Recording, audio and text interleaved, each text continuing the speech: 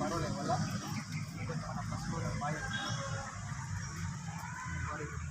Patay na ang pag-asa.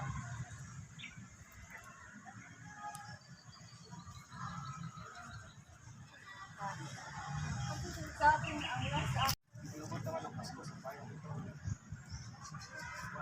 Patay na ang pag-asa. Hot. Perfect. Candidate. Ikaw mag-ano? Basilio Simon daw. Anong karakter mo doon? Simon. Simon. Pero bakit meron kang Glock? Hindi to akin. Kinsa si Ay. Basilio? Sa kanila yun, ginamit ko lang. Ganun. Diba ang panahon ni Rizal, ang ganyan lang ginagamit ay Ripley. Asa na tong cross? Yeah. Tapos paano mo sasabihin yan sa audience mo na ang gamit mo ay a modern firearm? In a sense po, it's a group project only and we don't have enough budget to buy something that is exact replica of the drama itself. So we improvise with this. This is not a Glock, this is a Desert Eagle. I think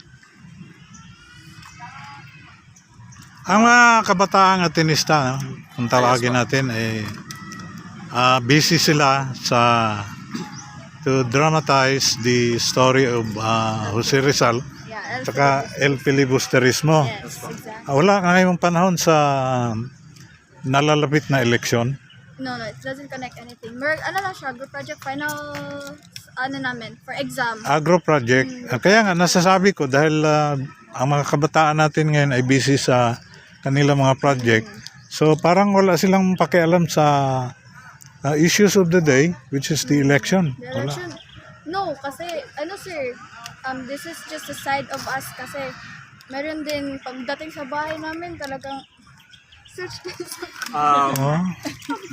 this filming doesn't really have effect on the election. It's because it's just a group project and we have this common mindset that a group project shall not involve in a political way, because in a political way, in a group subject is a different subject level.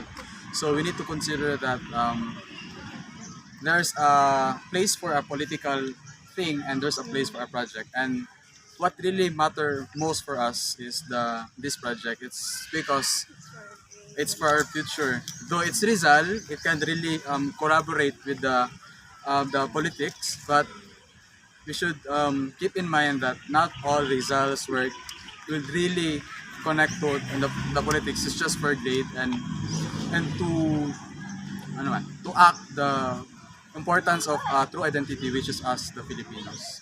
Pero kayo po ay, all of you are in voting age? Voting age na kayo? po. Yeah po. Voting age na? Po, pero marami po sa amin ang hindi po registered na. Hindi. Pero 18 years old and above na kayo. Yes po. Yes, So, kayo, ma'am, na may bangas. Anong? Para lang po sa para ma-fit ang character. Lalaki po kasi. Guys, na dito, Christ? Konti Sige. lang po ang mga lalaki sa group namin kaya nagagamit ng Kailangan babae. mag-improvise. Oo. Matuloy to boys. Pero ang maganda dito dahil meron tayong action. Yeah. Yung dramatization natin ba, no? Pero ang mga kabataan ba ngayon are you still involved in the issues affecting our community? Yes, especially Ateneo, sir. Oh. Very sila updated when it comes to issues in politics. Oh. And kami, na mga student, talagang na-update kami sa mga nangyayari. And Opo. also, yeah, parang, and also, parang, din, na, syempre, na-update kami. So, yung mga, so we get to know more about what's happening, sa politics and inside din sa, meron din silang, kasi sa, Ateneo, very diverse. Open kami kung sino yung mga politiko na bubutuhin namin. Oh. Open din kami kung sino yung hindi namin gusto. Oh. So yun, pero aside from being open, we're also, considerate and also open-minded sa mga taong nag-voice out sa yun lang. Without mentioning any particular candidate, Ano sa tingin ninyo ang...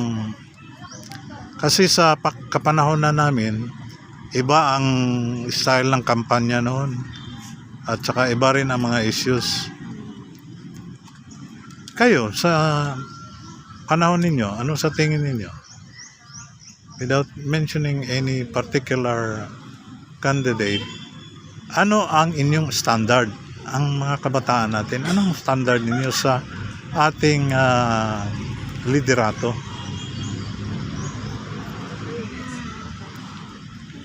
Standard. Ah? Siyempre, as kami sir, mga student, we also wanted na, siyempre, yung mga pangangailangan namin as a student, ano ba, tugunan, no? Yung mga, especially, yung pag-aaral, and also, sa family din namin, mga kailangan ng family. And also ngayon kasi napapansin namin without any mentioning ng mga Oo. or like running of any some election Position, kanang we hear some things na hindi namin alam ba fake ba or totoo na ba. So kami na mga students or ngayon kanang cautious kami kung sino yung pipiliin namin. And then sa feeling namin yung like for example tong tao na to, or we see na, genuine siya, natutugunan na, or nakikita namin sa mga actions niya, yung mga promises niya na gagawa niya ba. So, we, like, nakukuha niya yung mga heart namin. So, ibig sabihin, kung sino yung kandidato na meron siyang damdamin para sa mga kabataan, lalo na sa mga estudyante. Meron akong isang narinig na kandidato na nagsasabing, still no mention of names, pero narinig ko na nagsasabi siya. Ang tagal na niya dyan sa Senado pero ngayon gusto niyang bumalik at ang kanyang gusto ay yung buong sweldo niya. Pag nakabalik siya, 6-year terms, ibigay niya para sa scholarship. Di ba kanina ang